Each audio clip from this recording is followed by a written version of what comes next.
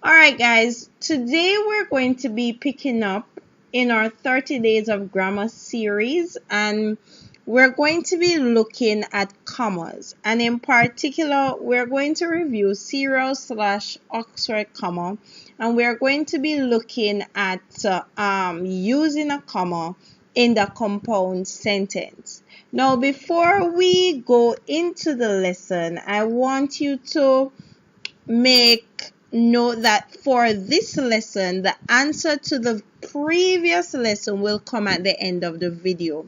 If you're not sure what I'm referring to, the previous lesson, I will place a link right here that you can click on, pause this video, click on, and then come back. Now, yesterday we looked at items in a series, and we looked at when do we use a comma in terms of before and we made mention of the Oxford comma. Today I am here to wrap up that lesson and to finalize for you exactly what is an Oxford comma, what is the distinction between its use in American English versus the British English. Now, the serial comma is an extra comma you see often placed before and or. But I want you to know that this is a practice that is generally used for the US English. Now you might be saying English is English, what is the difference? Now for those students who are doing CSEC English, we follow the rules that govern British English because there are variation in grammar rules, writing style, writing rules, as well as spelling when it comes to American English. And so, although they're both English, there is a variation. At the end of this week, I think on Thursday, I am going to do a quick video to show you what would be the variation between the American versus the British English when it comes to some grammar rules. And I'm going to try and link it to commas.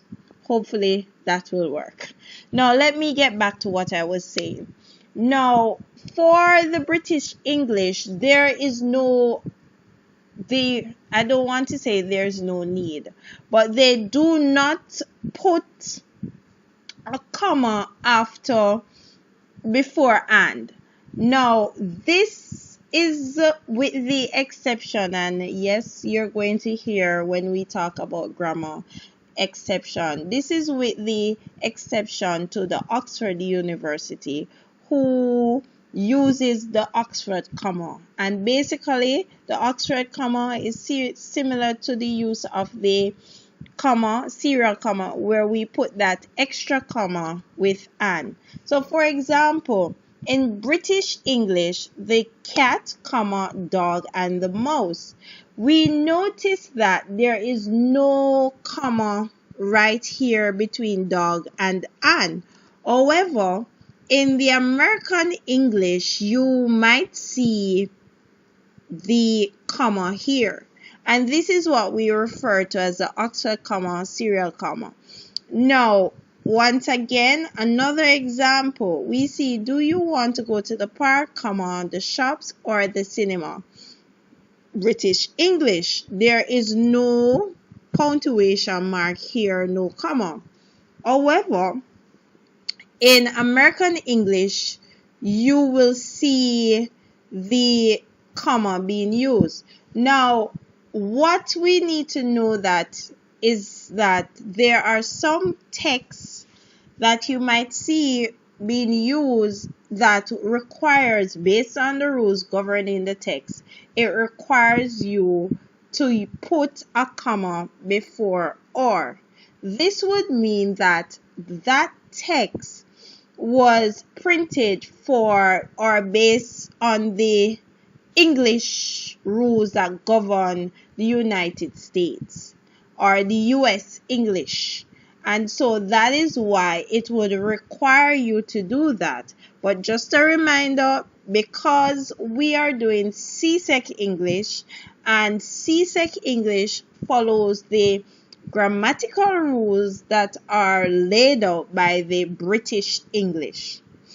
I feel like I just said a mouthful. Now, if you have any questions, please comment below. And as I said that, one of the reasons why for American English they use the Oxford comma is for them, I guess, based on how they speak and how they write, it is used to eliminate confusion. And an example here is I like strawberries, chocolate, and custard. Now, for us, we would not put a comma between chocolate and and. However, for American English, just to make the distinction that chocolate and custard are two different things, they would put an and right there. Now, hopefully I'm able to differentiate or distinguish between, or explain rather, the difference between using the comma before the and not using the comma before the and. Now, we're going to be looking at a second rule, and this rule we're going to be looking at is joining independent clauses. Now, once again, we need to look at the rule that governs this. And it says a comma is used to separate independent clauses and in bracket complete thought. So the bracket here is giving us the definition of independent clauses, saying that it's a complete thought. And when we think of a complete thought, we think of a sentence, right? So when you have two independent clauses coming together, joined by conjunction, and we call these conjunctions coordinating conjunctions. And we say these coordinating conjunctions are and, but, or, nor, for, so, and why do I have two or yet? And so some teachers would say this is called fanboy. That's acronym to remember these coordinating conjunctions. So when you have two independent clauses joined by these coordinating conjunction, then you can use your comma. You use your comma to separate them. Now, what is a compound sentence? When you have these two independent clauses coming together and the comma is used, you create a compound sentence. The question is, what is it? And a compound sentence is a sentence that has two independent clauses, right? An independent clause, as we said before, is a group of words with a subject and a verb that express a complete thought. Now, it is also known as a simple sentence. An independent clause can stand alone as a sentence. Now, with that said, let us continue looking at the rule. When a coordinating conjunction, and remember we just called them, is used to connect the two independent clauses, we always use a comma. And some examples are, I hit my brother with a stick and he cried. Now, somebody might be saying, but wait, what's going on? He cried, is that independent clause? Yes, it is, because it has a subject and a verb. And he cried can stand on its own. And so when you have I hit my brother with a stick, which is an independent clause, and you have he cried, another independent clause, joined by a coordinating conjunction, you use your comma, right? Another example, the rain stopped, comma, and the sun came out again. Once again, the rain stopped is one independent clause. The sun came out again is another independent clause. And it is joined by a conjunction.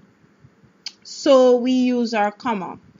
Next, should I eat dinner or should I play a game? Same rules apply. The or is being used as our coordinating conjunction.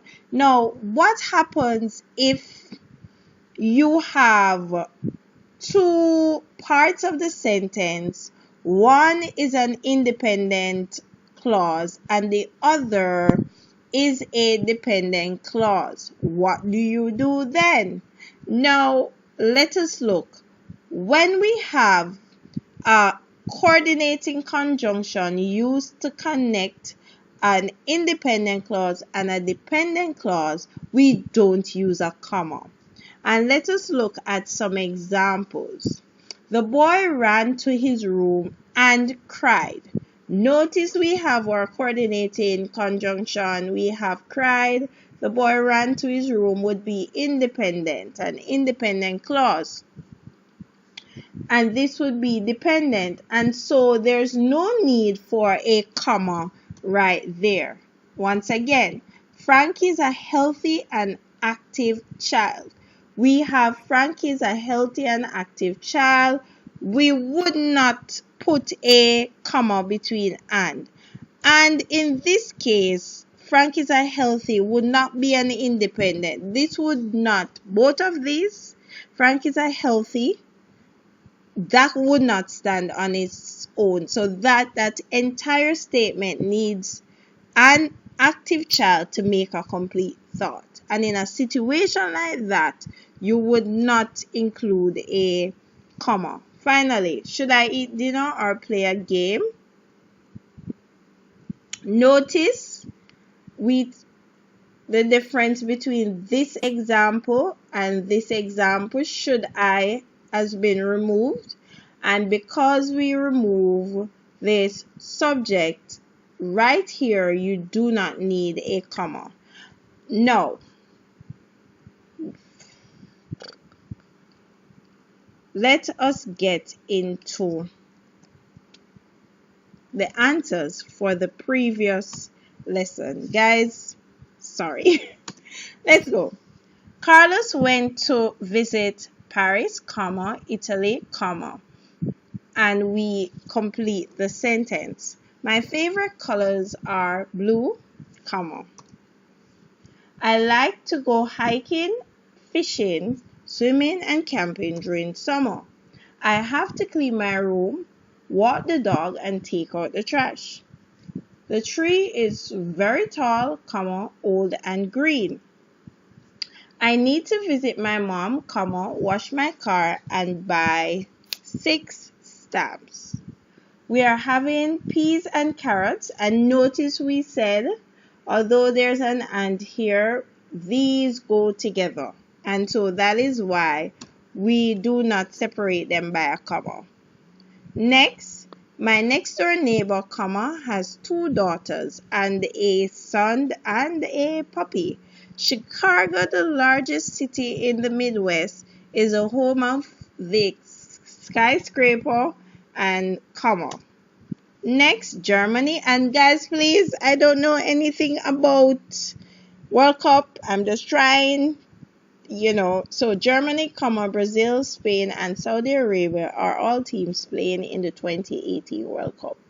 Now, hopefully, this lesson, I'm sorry for the weird transition into the answers to the previous lesson, but hopefully this lesson you are able to understand when you use a comma in a compound sentence versus when you don't use it, and also understand the use of the Oxford comma and when it applies, that it does not apply to the British English. Yes, Oxford University does use it, and that is because they have their own writing style, but in general we do not use it.